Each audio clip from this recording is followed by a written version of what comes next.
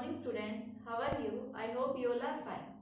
Students, in our previous class या इन जो भी अभी तक हमने कंप्लीट किया वो क्या कर चुके हैं, हम अपना डी पार्ट कंप्लीट कर चुके हैं.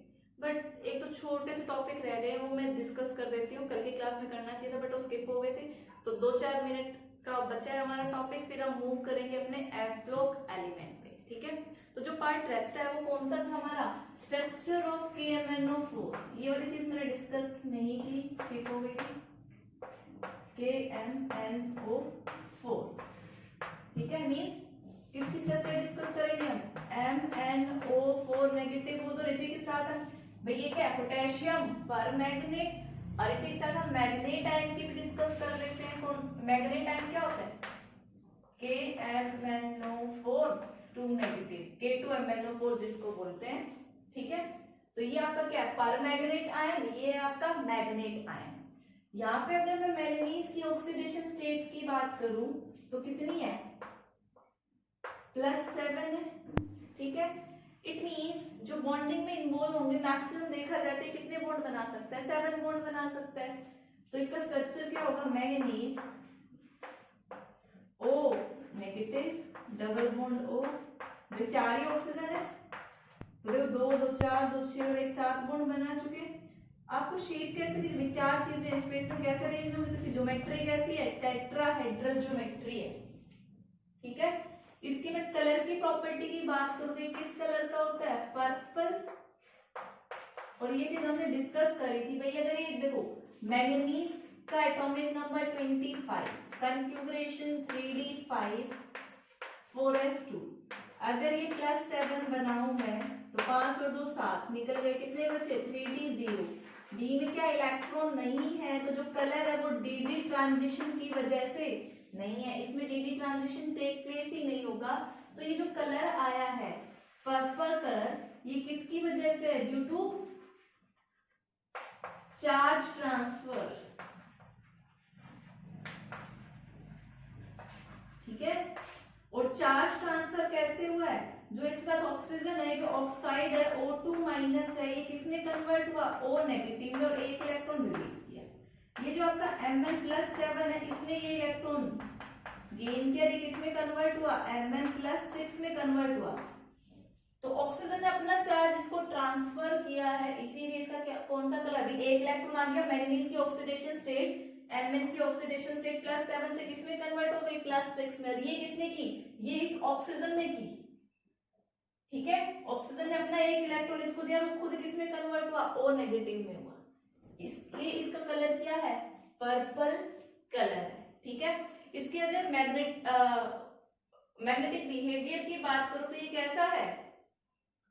अब मैग्नेटिक प्रॉपर्टी तो आप खुद से एक बार ट्राई कर सकते हो, खुद सोचना क्या है फिर बताती हूँ. ठीक है, पहले इतने सोचो इसको. ठीक है, इधर देखो MnO4 2 नेगेटिव, सेम अगर आप इसकी ऑक्सीडेशन स्टेट यहाँ कैलकुलेट करेंगे तो कितनी आएगी, MnO4 2 नेगेटिव की +6 आएगी. मींस मैक्सिमम कितने बॉन्ड बना सकता है ये, प्लस मतलब 6 बॉन्ड बनाएगा. Mn भाई 2 नेगेटिव है, डबल बॉन्ड हो एंड डबल बॉन्ड हो, 2 2 4 5 6. ठीक है, और ये पॉजिटिव अभी K2 आता है, जैसे K2MnO4, तो यहाँ पे K पॉजिटिव है, यहाँ पर K पॉजिटिव अगर आप पूरा लिखना चाहें तो. ठीक है, इसका कैसा कलर होता है, ग्रीन कलर. ठीक है, और शेप इसकी भी क्या होगी, मतलब ज्योमेट्री क्या होगी, टेट्राहेड्रल.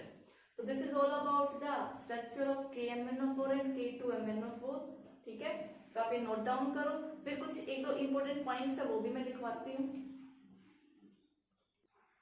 स्टूडेंट्स देखो, कल लास्ट की क्लास में एक टॉपिक किया था कि कुछ इंपॉर्टेंट पॉइंट्स थे हमारे डी ब्लॉक एलिमेंट्स के. ठीक है, आप उन्हीं में ये पॉइंट इंक्लूड कर सकते हो 2-3. वैसे ये पॉइंट मैं ऑलरेडी चैप्टर के बीच में डिस्कस कर चुकी, बट एज ए समरी मैं एंड में लिखवा रही हूँ. ठीक है, तो अगर आपसे पूछा जाए बताओ मेटालिक बॉन्ड डी ब्लॉक में सबसे स्ट्रॉन्ग कौन बनाएगा, स्ट्रॉन्ग मेटालिक बॉन्ड किसके बीच में है. भाई मेटालिक बॉन्ड के बारे में हमने क्या पढ़ा था, जिसमें maximum number of unpaired electrons होंगे वो मेटालिक बॉन्ड स्ट्रॉन्ग बनाएगा. इतनी बात समझ में आई. तो सबसे ज्यादा अनपेयर्ड इलेक्ट्रॉन को किसमें थे, भाई जो क्रोमियम वाला था. ठीक है, ये पूरी सीरीज आप लिख सकते हो, वो आप वहीं पे देख सकते हो जो मैंने स्टार्टिंग में बनवाई चैप्टर के. तो क्रोमियम वाला जो ग्रुप है, ठीक है, इसका एटॉमिक नंबर कितना था 24। इसी में maximum number of unpaired electron है। कॉन्फ़िगरेशन क्या है इसकी 3d5 4s1 6 अनपेड इलेक्ट्रॉन्स है।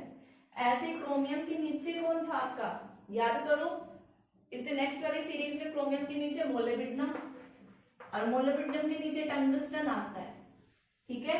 तो ये जो क्रोमियम वाला ग्रुप है, इनके पास क्या है, maximum number of unpaired electron है, maximum number of unpaired electron. तो इनका ये तीनों ही क्या बनाएंगे, स्ट्रॉन्ग मेटालिक बॉन्ड, ठीक है। तो 3D आपके जो ब्लॉक है मैक्सिमम मेटालिक बॉन्ड इन तीनों का। और सबसे वीक मेटालिक बॉन्ड किसका बोलोगे, जो लास्ट में थे आपके जिंक, कैडमियम और मरकरी, ठीक है। इनके पास अनपेयर्ड इलेक्ट्रॉन नहीं है। तो वीक, देखो जिंक, कैडमियम, मरकरी का क्या होगा, वीक मेटालिक बॉन्ड होगा। अब जरा ये बताओ वीक, भाई इनका बॉइलिंग पॉइंट क्या होगा, भाई दो के बीच में बॉन्ड ज्यादा स्ट्रॉन्ग है, दो मेटल के बीच में स्ट्रॉन्ग बॉन्ड है, ठीक है भाई। एक क्रोमियम के पास 6 अनपेयर्ड इलेक्ट्रॉन, दूसरे क्रोमियम के पास 6 अनपेयर्ड इलेक्ट्रॉन, दोनों के इलेक्ट्रॉन पेयर अप हो गए तो मेटालिक बॉन्ड बना, ठीक है। इसमें है ही मींस जिंक या मेटल्स के बीच में स्ट्रॉन्ग बॉन्डिंग नहीं होगी, स्ट्रॉन्ग बॉन्डिंग नहीं होगी। आप क्या बोलोगे यहाँ पे, weak metallic bond, weak metallic bond मैंने शॉर्ट में लिखा है, ठीक है। इसकी वजह से इनका बॉइलिंग पॉइंट क्या होगा, क्या होगा बताओ सोच के, कम होगा। इसीलिए ये कॉम्प्लेक्स क्या होते हैं, वोलेटाइल कॉम्प्लेक्स होते हैं, इजीली इवेपोरेट हो जाएंगे ये जो कॉम्प्लेक्स बनाएगा वो, ठीक है। तो वोलेट VOLATILE वोलेटाइल कॉम्प्लेक्स बनाएगा, ठीक है। पहले ये नोट डाउन करो, फिर चलो अभी इसी के साथ बता देते। तो फर्स्ट पॉइंट आप लिख सकते हो, chromium, molybdenum, tungsten strong metallic bond बनाते हैं, जबकि ये क्या बनाते हैं, वीक मेटालिक बॉन्ड। इनका बॉइलिंग पॉइंट कम होता है, इसीलिए इनके कॉम्प्लेक्स क्या होते हैं, वोलेटाइल। फर्स्ट पॉइंट ये हो गया। नेक्स्ट पॉइंट यहाँ पे देख लो, ठीक है।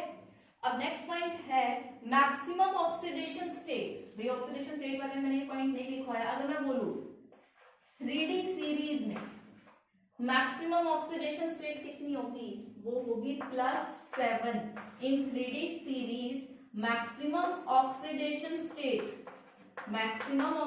स्टेट इज +7 और ये +7 कौन शो करता है, आपका मैंगनीज शो करता है, बाकी शो नहीं करता, ठीक है। लेकिन मैं आपसे क्वेश्चन करूं, हाईएस्ट ऑक्सीडेशन स्टेट कौन सी है, मैक्सिमम। पीरियडिक टेबल की ही बात कर लो तो जो इन पीरियडिक टेबल क्या बोल सकते हो, इन पीरियडिक टेबल जो मैक्सिमम ऑक्सीडेशन स्टेट है वो कहां तक जा सकती है, +8 तक जा सकती है, ठीक है। जा सकती है क्या, जाती है। और ये +8 ऑक्सीडेशन स्टेट कौन शो करता है आपका, ये शो करते हैं आपके ओस्मियम एंड रुथीनियम। ओस्मियम +8 कॉम्प्लेक्स बनाता है और इसके साथ कौन बनाएगा, रुथीनियम, Ru। तो अब एग्जाम में क्वेश्चन आ जाए तो आपको ध्यान से पूछना है। अगर वो पूछे कि नेम ए 3D सीरीज एलिमेंट, उसने मेंशन कर दिया 3D सीरीज का आप एलिमेंट बताओ जो शो करता हो मैक्सिमम ऑक्सीडेशन स्टेट, तो आप आंसर करोगे क्या, मैंगनीज +7। बट उसने कहा पीरियडिक टेबल या फिर आपके डी ब्लॉक एलिमेंट में मैक्सिमम ऑक्सीडेशन स्टेट किसकी है, वो किसकी है, ओस्मियम की और रुथीनियम की। तो ये अपना नेक्स्ट पॉइंट नोट कर सकते हो, ठीक है। अब एक पॉइंट और है वो मैं यही बता रही हूँ, ये कोऑर्डिनेशन में भी मैं बता चुकी हूँ कि देखो भाई ये डी ब्लॉक के मेटल्स हैं, ये किसके साथ कंबाइन करें, कार्बोनिल के साथ। भाई कार्बोनिल एज ए लिगेंड पढ़ा था आपने कोऑर्डिनेशन में। तो जैसे आयरन कंबाइन करेगा CO के साथ, CO5 जो भी है, ठीक है। तो ये कार्बोनिल के साथ कंबाइन किया तो बताओ, जैसे निकल और एग्जांपल ले लो, NiCO4, ये सारे कॉम्प्लेक्स आपने कोऑर्डिनेशन में पढ़े हैं, जिनको हम क्या बोलते हैं, मेटल कार्बोनिल कॉम्प्लेक्स। यहाँ पे लिगेंड है और कार्बोनिल पे चार्ज कितना था, भाई ये न्यूट्रल था, कोई चार्ज नहीं था। तो अगर ये 0 है तो यहाँ पे मेटल भी कौन सी ऑक्सीडेशन स्टेट में होगा, 0 में। तो याद रखना, अगर डी ब्लॉक एलिमेंट्स कार्बोनिल के साथ कॉम्प्लेक्स बनाते हैं तो वहां पे मेटल की ऑक्सीडेशन स्टेट हमेशा क्या होगी, 0। ठीक है, note down. In carbonyl complexes metal exist in 0 oxidation state. तो ये कुछ पॉइंट्स थे जो रह गए थे। आई होप अब सभी को ये समझ में भी आ गए होंगे। अब हम अपना शुरू करते हैं एफ ब्लॉक एलिमेंट। स्टूडेंट्स, अब हम पढ़ेंगे एफ ब्लॉक एलिमेंट। देखो, कोई भी ब्लॉक हो, एस ब्लॉक हो, पी ब्लॉक हो, डी ब्लॉक हो या एफ ब्लॉक हो, हर एक की आपको जनरल इलेक्ट्रॉनिक कॉन्फ़िगरेशन पता होनी चाहिए। ऑब्जेक्टिव क्वेश्चंस में आ सकता है कि what is the general electronic configuration of F block.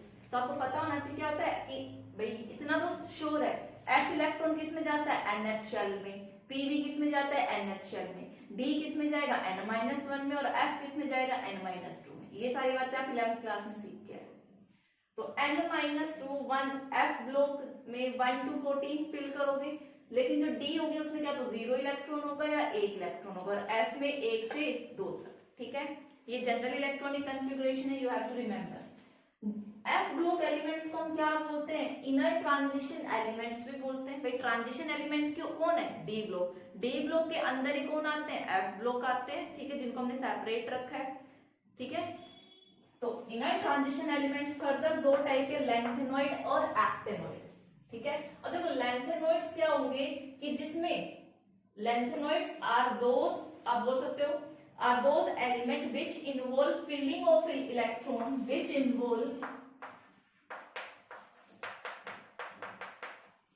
filling of electron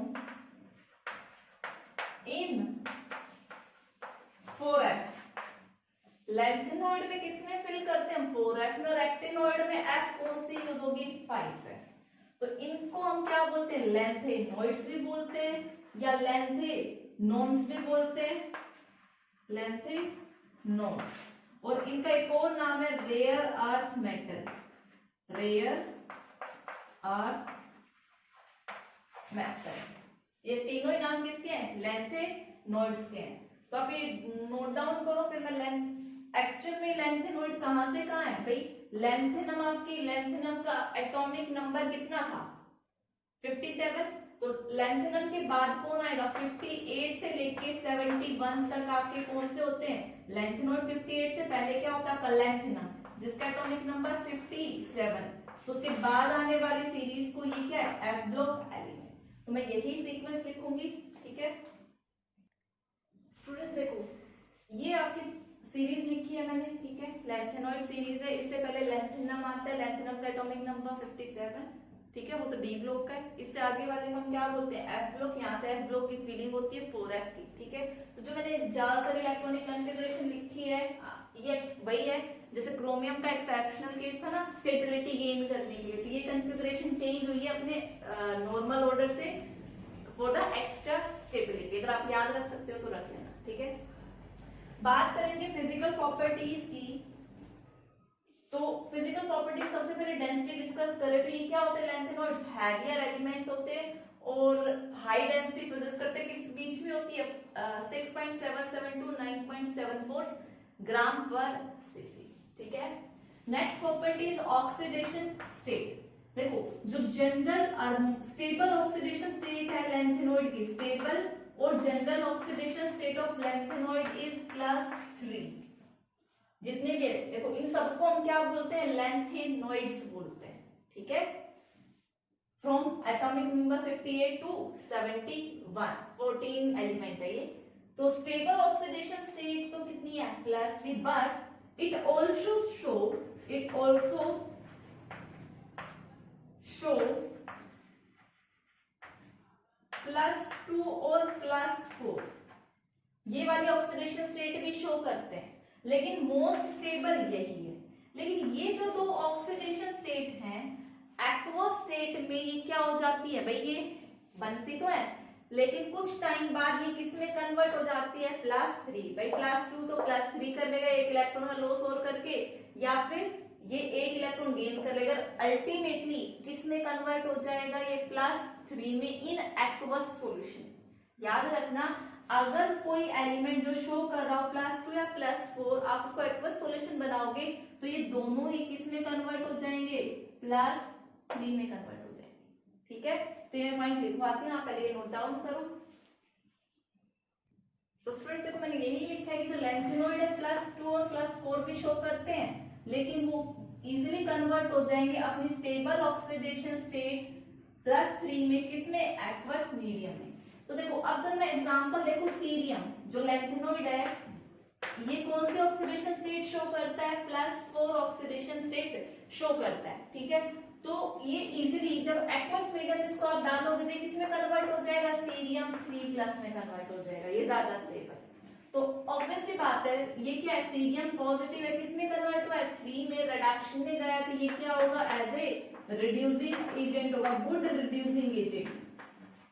तो यहाँ पे काफी बार क्वेश्चन आता है, जो सीरियम सोल्ट्स है, भाई पॉजिटिव है तो सोल्ट ही बनाएगा, जो सीरियम सोल्ट्स है, सोल्ट्स आर गुड, आ सकता क्या है, ऑक्सीडाइजिंग एजेंट, रिड्यूसिंग एजेंट, कुछ भी थे, क्या है, गुड रिड्यूसिंग एजेंट। क्यों, क्योंकि सीरियम शो करता है +4, लेकिन जैसे ही वाटर में डालोगे वो किस में कन्वर्ट हो जाएगा, +3 में। तो सीरियम के जैसा बिहेवियर और कौन कौन शो करता है आपका, एक तो Pr4 पॉजिटिव, इसी के और एग्जांपल लिख सकते हो, Pr4 positive and Tb4 positive, ये दोनों भी क्या है, गुड रिड्यूसिंग एजेंट है, ठीक है। तो आप पहले नोट डाउन करो जल्दी से। स्टूडेंट्स देखो नेक्स्ट हमारी प्रॉपर्टी है एटॉमिक साइज। अगर मैं एटॉमिक साइज की बात करूं तो देखो आपकी जो ये सीरीज थी, सबसे पहले यहाँ क्या था, सीरियम था, ठीक है, चाहे आप एटॉमिक साइज ले लो या आयनिक ले लो, +3 की ज्यादा स्टेबल ऑक्सीडेशन स्टेट है। तो सीरियम के बाद आपका यहाँ से क्या होगा, प्रोमिथियम, आगे Pr3 पॉजिटिव चलता रहेगा, और लास्ट में आपका क्या था, Lu था, ल्यूटेनियम 3 पॉजिटिव, ठीक है, इतना मानो। तो जैसे जैसे आप यहाँ से लास्ट तक, मींस एटॉमिक नंबर सीरियम का कितना होता है 58 और इसका Lu का कितना होता है 71, मूव करोगे तो उस साइज में क्या होगा, डिक्रीज होगा, मतलब सबसे बड़ा सीरियम, फिर जो भी ऊपर चलता जाएगा, सबसे छोटा कौन होगा आपका Lu। इसी को हम क्या बोलते हैं, लेंथेनॉइड कॉन्ट्रैक्शन। अगर एग्जाम में डेफिनेशन आती है व्हाट इज लेंथेनॉइड कॉन्ट्रैक्शन, तो you have to write this definition, ठीक है। अब बात समझते हैं कि ऐसा हुआ क्यों, ठीक है, पहले समझेंगे फिर मैं डिक्टेट करूंगी, आप लोग लिखना। तो पहले समझो, देखो जैसे जैसे आप इधर मूव करोगे 58, 59, 60 जा रहे हो, भाई ये न्यूक्लियस है, कितनी बात समझ में आई, ठीक है, ये शेल्स है, ठीक है। तो ये मान लो भाई पहले F आया, 4f, फिर d ऑर्बिटल है और फिर s है, हमें साइज का देखना है, ये आपकी 4f, 5d और 6s। तो जैसे जैसे आप बढ़ रहे हो इधर, तो जो न्यूक्लियस में पॉजिटिव चार्ज है पहली बार, वो जब आप इधर से इधर जा रहे हो तो नंबर ऑफ प्रोटॉन, ये पॉजिटिव चार्ज किसकी वजह से, प्रोटॉन की वजह से न्यूक्लियस में, तो आप बोल सकते हैं न्यूक्लियर चार्ज या नंबर ऑफ प्रोटॉन इंक्रीज करेगा। यहां से सीरियम से Lu तक कितने यूनिट से इंक्रीज करेगा, +14, ये सॉरी प्लस तो चार्ज को मेंशन किया है, मतलब +14 चार्ज यूनिट से इंक्रीज करेगा न्यूक्लियस के ऊपर चार्ज, यहां से यहां मूव करने पे। और आपको पता है अगर न्यूक्लियस पे पॉजिटिव चार्ज बढ़ा तो वो आउटर इलेक्ट्रॉन को अपनी तरफ खींचेगा, तो साइज में क्या आएगा, डिक्रीज आएगा। एक बात तो ये हो गई, और दूसरा फैक्टर यहाँ पे क्या है, आपको पता है ये जो F इलेक्ट्रॉन है भाई, अगर एटॉमिक साइज क्या होता है, the distance from the centre of nucleus to the outermost shell, अगर आउटर मोस्ट शेल खींच जाएगी इसकी तरफ तो साइज छोटा हो जाएगा, और इसके पास आने वाले इलेक्ट्रॉन कौन है, देखो जो इलेक्ट्रॉन फिल हो रहा है वो 4f है। अब 4f इलेक्ट्रॉन की शील्डिंग क्या होती है, पुअर होती है, वो न्यूक्लियस को अच्छे से शील्ड नहीं करता, मींस इसने अच्छे से शील्ड नहीं किया, तो देखो तो इस 6s इलेक्ट्रॉन का अट्रैक्शन न्यूक्लियस के साथ बढ़ गया, अब न्यूक्लियस के साथ बढ़ गया तो साइज क्या होगा, कॉन्ट्रैक्ट होगा। तो दोनों फैक्टर काम कर रहे हैं। जब आप सीरियम से यहाँ तक मूव करते हो तो एक तो पॉजिटिव चार्ज इंक्रीज करता है 14 यूनिट से एट ईच स्टेप, और साथ साथ जो ये 4f ऑर्बिटल है इनकी शील्डिंग स्क्रीनिंग इफेक्ट क्या है, पुअर शील्डिंग है। तो इन्हीं दोनों की वजह से आपका क्या हुआ है, एटॉमिक साइज में डिक्रीज आया है, ज्यादा डिक्रीज आया, इसी को हम क्या बोलते हैं, लेंथेनॉइड कॉन्ट्रैक्शन। तो बेसिकली कॉज क्या है लैंथेनॉइड कॉन्ट्रैक्शन का, एक तो ये न्यूक्लियर चार्ज और ऊपर से ये शील्डिंग इफेक्ट जो एफ ऑर्बिटल है, poor shielding effect.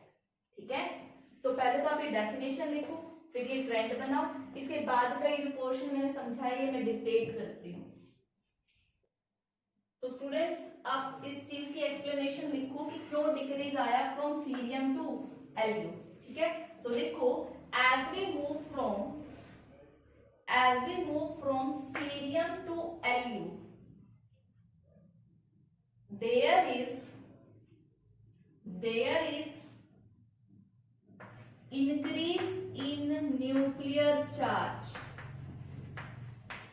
As we move from cerium to Lu, there is increase in nuclear charge due to, भाई न्यूक्लियर चार्ज क्यों बढ़ रहा है, क्योंकि हर एक स्टेज पे क्या हो रहा है, एक एक प्रोटॉन ऐड हो रहा है। तो लिखो there is increase in nuclear charge due to progressive addition of proton, full stop. Thus nuclear charge is increased by +14 unit. पहली बात, ठीक है, तो ईच स्टेज पे +1 एक एक प्रोटॉन ऐड होता रहेगा, तो लास्ट तक +14 यूनिट पॉजिटिव चार्ज इंक्रीज करेगा। ठीक है, फिर लिखो इन केस ऑफ लैंथेनॉइड्स, और ऊपर से जो पॉजिटिव चार्ज बढ़ रहा है, ये जो इलेक्ट्रॉन है किस में जा रहा है भाई, 4f में जा रहा है। ठीक है, तो लिखो in case of lanthanoids 14 electrons are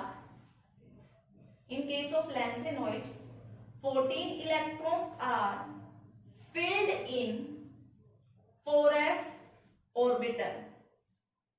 In case of lanthanoid 14 electrons are filled in 4f orbital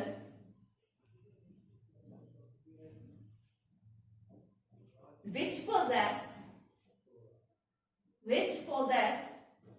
poor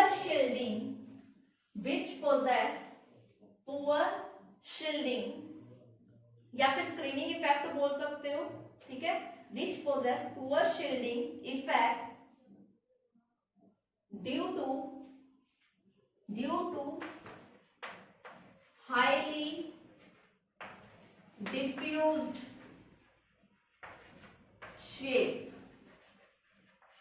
ठीक है, इतनी बात समझ में, मैंने दोनों पॉइंट्स लिखवा दिए। देखो भाई क्यों बोलते हैं हमें 4f ऑर्बिटल की स्क्रीनिंग इफेक्ट कम है, क्यों अच्छे से वो शील्ड नहीं करते हैं। तो देखो आपने हर एक ऑर्बिटल्स की शेप पढ़ी होगी, s ऑर्बिटल की स्फेरिकल होती है, p की डंबल होती है, d की डबल डंबल f होती है, और f की जो है वो शेप 11th में आपके सिलेबस में नहीं थी, बट वो जब उसके ऑर्बिटल डायग्राम बनाते हैं तो वो हाईली डिफ्यूज्ड है, बिखरी हुई है, जो इलेक्ट्रॉन डेंसिटी पर्टिकुलर एरिया में फिक्स नहीं है। तो जब बिखरी हुई इलेक्ट्रॉन डेंसिटी, तो बाहर वाले को वो क्या शील्ड करेगी। ठीक है, तो 4f ऑर्बिटल की क्या है, हाईली डिफ्यूज्ड शेप होती है, इसी वजह से उसकी क्या है, पुअर शील्डिंग है।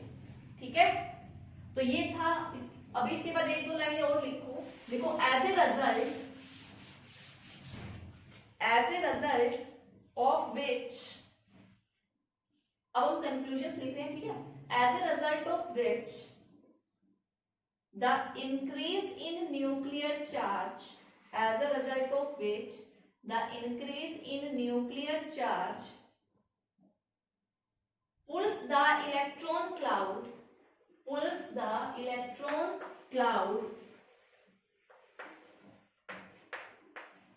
भाई जब न्यूक्लियर चार्ज बढ़ेगा तो इलेक्ट्रॉन क्लाउड को क्या करेगा, पुल करेगा, CLOUD।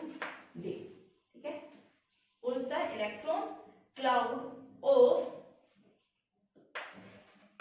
5d and 6s। यही समझाया था मैंने, जब वो शील्ड नहीं हुआ तो d इलेक्ट्रॉन और s इलेक्ट्रॉन न्यूक्लियस क्या करेगा, अट्रैक्ट करेगा towards itself, electron cloud of 5d and 6s towards itself,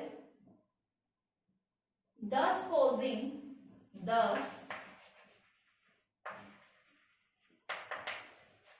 causing a contraction thus causing a contraction in size. ठीक है भाई, किसमें कॉन्ट्रैक्शन हुआ है? साइज में। This is known as lanthanoid contraction. Contraction का मतलब कॉन्ट्रैक्ट होना, सिकुड़ना, ठीक है। तो this is all about the lanthanoid contraction. अब हम देखेंगे कि साइज जो डिक्रीज हुआ इसने कौन कौन सी प्रॉपर्टीज को चेंज कर दिया, ठीक है। तो next topic is consequences of lanthanoid contraction. तो पहले आप इसको नोट डाउन करो। स्टूडेंट्स देखो, ये जो कॉन्ट्रैक्शन आया साइज में कि लेंथेनम का साइज क्या हो गया? कॉन्ट्रैक्ट कर गया। इसकी वजह से इफेक्ट क्या पड़े पीरियडिक टेबल पे आता। तो पहला देख रहे हैं कि इस लेंथेनॉइड कॉन्ट्रैक्शन की वजह से जो 4D और 5D के सीरीज की जो साइज है वो क्या हो गए? सिमिलर हो गए। ये साइज फैक्टर मैं आपको पहले भी बता चुके 3D सीरीज में जब स्टार्टिंग में। तो देखो हुआ क्या, तो इधर ही चल रहा था, इससे ऊपर क्या थी आपकी 3D सीरीज थी, उसका साइज का कंसेप्ट क्लियर है। हमें ये देखना है कि इन 4D और 5D में क्या हुआ है। तो देखो ये सीक्वेंस तो याद होगी, यार जहीर नो बोल मत, फेंकियो तेंदुलकर पिटेगा, राहुल पड़ेगा और अगर कर चिड़ेगा।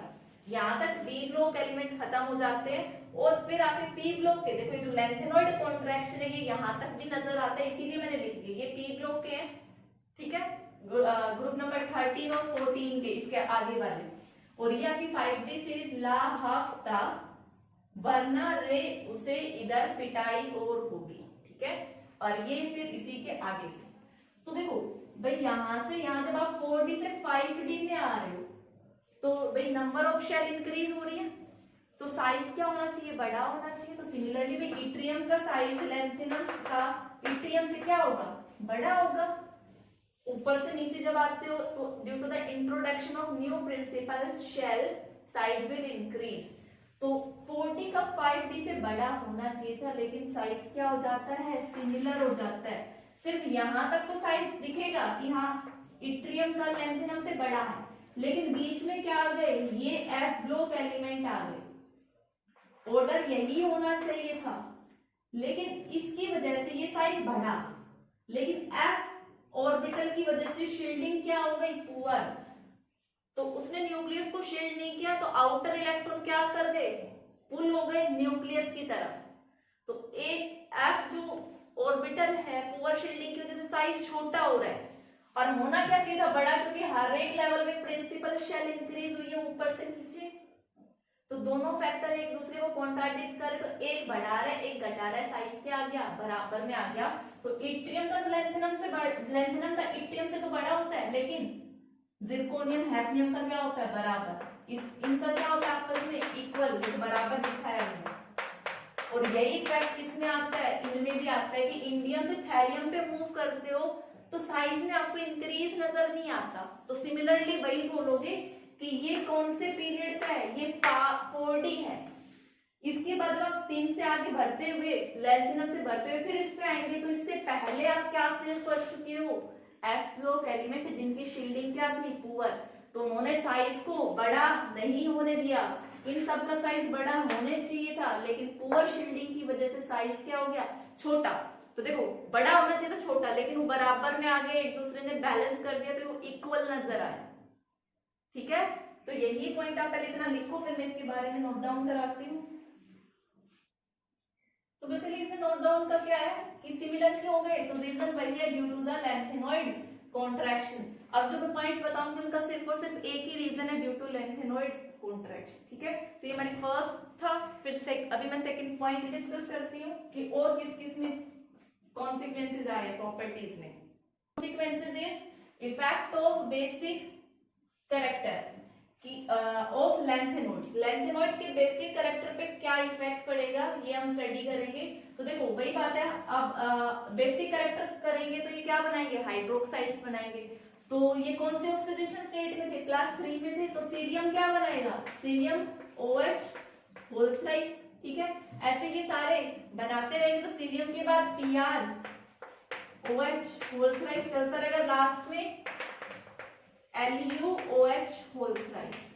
तो देखो भाई जब मैं कैटायन इन सब में क्या है? सीरियम 3 पॉजिटिव, Pr 3 पॉजिटिव, इन कैटायंस का साइज मैं डिस्कस कर चुकी हूँ कि जब आप सीरियम 3 पॉजिटिव से Lu 3 पॉजिटिव पर जाते हो तो देयर इज क्या होता है, there is decrease in size. भाई कैटायन का साइज क्या हो रहा है, डिक्रीज कर रहा है। अब कैटायन का साइज डिक्रीज कर रहा होगा तो बताओ जो ये मेटल है OH बॉन्ड लेंथ बढ़ेगी या घटेगी? जब साइज घट रहा है तो बॉन्ड लेंथ भी घटेगी। इतनी बात समझ में आती है? तो जब आप यहां से यहां जा रहे हो तो अगर मैं सीरियम हाइड्रोक्साइड की बात करूं तो ये बॉन्ड लेंथ क्या है, बड़ी है, देखो बड़ी शो की है। और यहाँ पे Lu और OH के बीच में बॉन्ड लेंथ क्या है, छोटी है।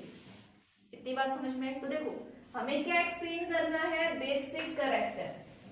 बेसिक कैरेक्टर किसकी वजह से होता है, due to the release of OH negative ion, release of OH negative. कोई भी स्पीशीज कितना इजीली OH रिलीज कर दे सॉल्यूशन में उतना ही अच्छा क्या होगा, बेसिक होगा।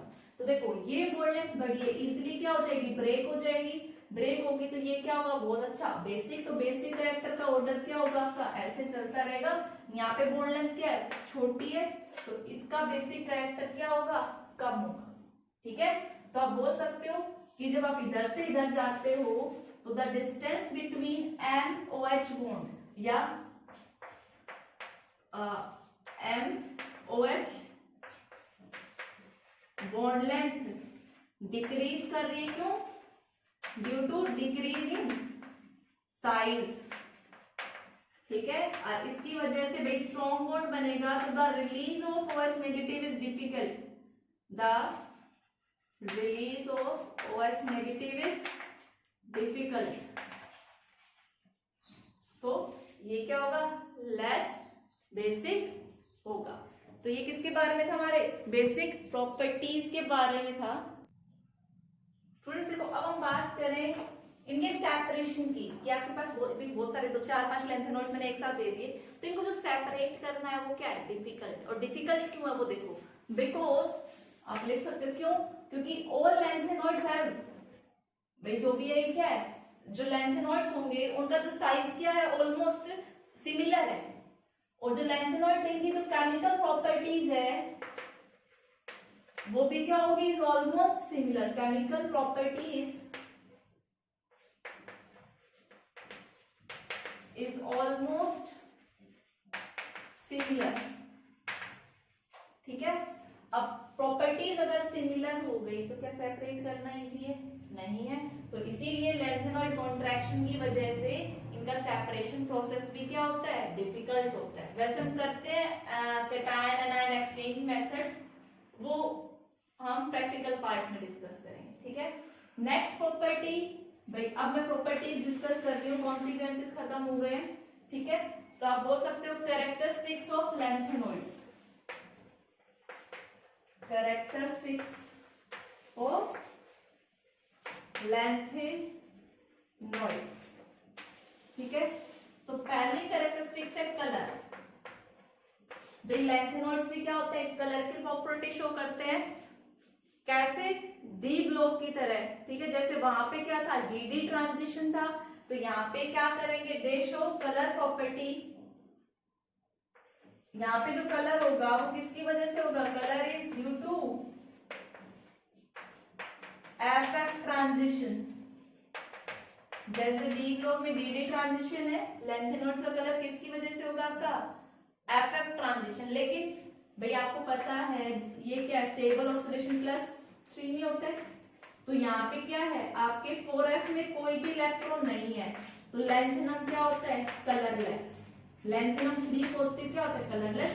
सिमिलरली जो आपका Lu3+ है उसमें क्या, कंप्लीट। जो लास्ट वाला है F में 14 के 14 इलेक्ट्रॉन है, फील्ड है, तो यहाँ पर भी कोई भी FF ट्रांजिशन नहीं होगी, तो ये भी क्या होगा, कलरलेस।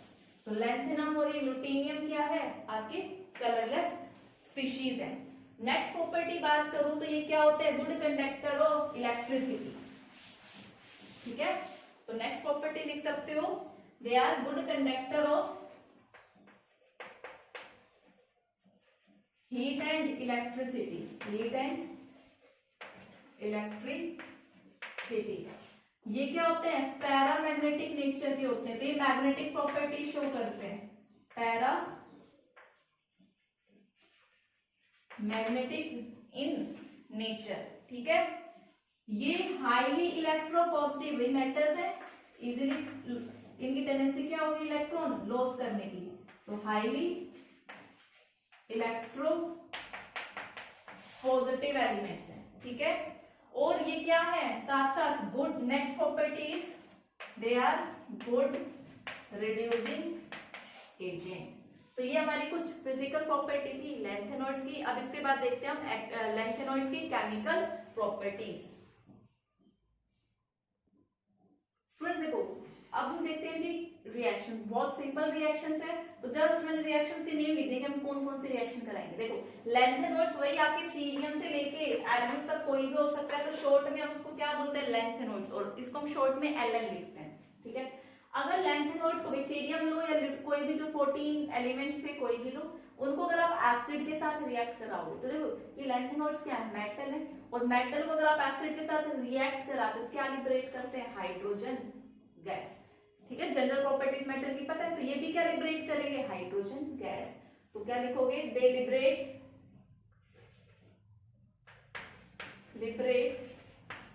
H2 गैस, ठीक है। नेक्स्ट भाई ये हैलोजन है, इनको आप किसके साथ रिएक्ट कराओगे लैंथेनॉइड्स के साथ रिएक्ट कराओगे, तो देखो भाई जनरल इनकी मैक्सिमम ऑक्सीडेशन स्टेट कितनी थी +3 थी, तो ये क्या बनाएंगे Ln3x। भाई हैलोजन की ऑक्सीडेशन स्टेट 1, सॉरी क्या बनाएंगे अभी देखो ऑक्सीडेशन स्टेट है, ये किस टाइप के हैलोजन बनाएंगे Lnx3, इसकी +3 इसकी -1 क्रॉस मल्टीप्लाई करोगे तो Ln का 3 इधर x का 1 इधर। रिएक्शन विद H2O कराओ तो हाइड्रोक्साइड्स बनाएंगे, तो सिमिलरली भाई OH की वैलेंसी कितनी होती है -1 इनकी 3, तो एक इस टाइप की हाइड्रोक्साइड बनाएंगे Ln। भाई Ln रिप्रेजेंट कर रहा है लैंथेनॉइड्स को, कोई भी हो सकता है, यहाँ सीरियम हो सकता है, प्रोमीथियम हो सकता है, कुछ भी OH थ्राइस।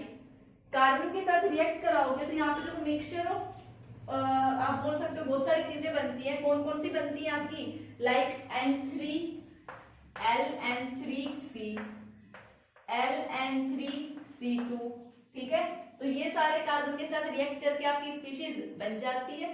सॉरी यहाँ पे बेटा 2 इधर करना क्योंकि इसकी 3 थी, ये 2 इधर 3 इधर, ठीक है। Ln2C3, इसके साथ एक चीज और बनती है आपकी LnC2 कुछ भी बन जाएगा, वो डिपेंड करेगा रिएक्शन पे।